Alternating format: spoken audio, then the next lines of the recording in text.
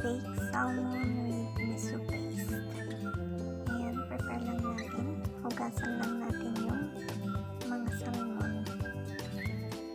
Frozen yung salmon namin, hindi fresh. Apat yan na peraso. Linisan lang natin siya. Tapos i-dry natin bago natin siya i-marinate. Wala kaming pangkaliskis. Kaya yan, kutsilyo na lang. Ano lalaki. Manipis siya pero malaki. Pat-try lang natin siya para mawala yung tubig.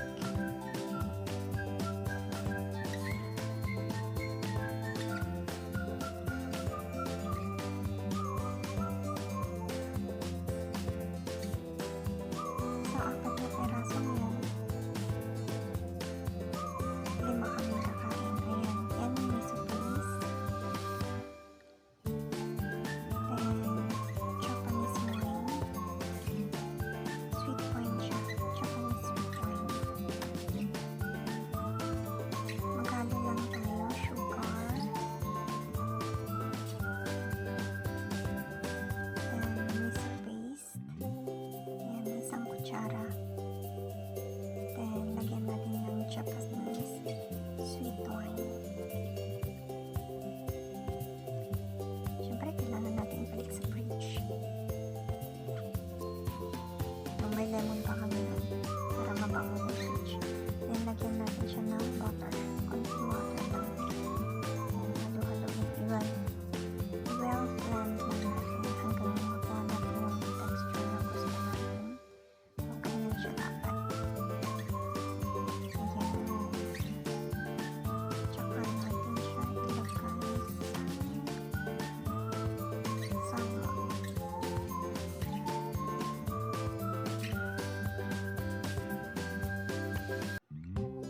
Post na natin, tsaka natin siya masamasahihin.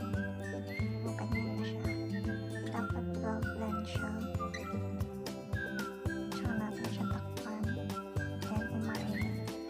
Marinate natin siya hanggang hapon.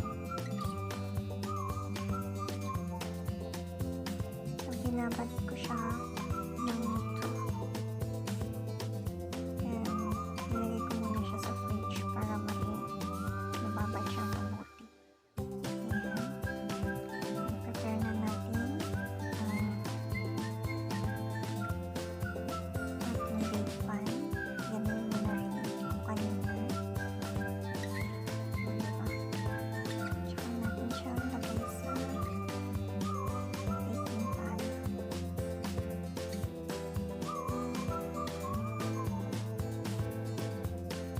Tagalin lang natin yung miso konti para hindi masunog. Kasi mabilis masunog ang miso. Ayaw naman natin yung hindi pa nagto yung fish. Masunog na yung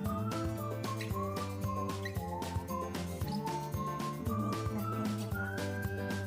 Ayan. 220 up and down yung heat niya. Then, bake lang natin siya ng 12 minutes.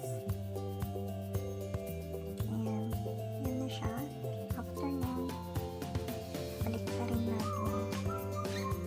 After ng 12 minutes, off na sila. Pasensya na. Saan natin siya balik sa oven. Ayan. 12 minutes again. Ayan na siya. After ng 12 minutes, ganyan yung itsura niya.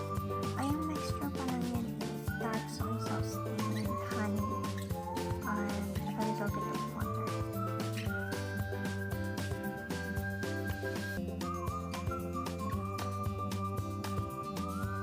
Ayan, i-brush lang natin siya sa salmon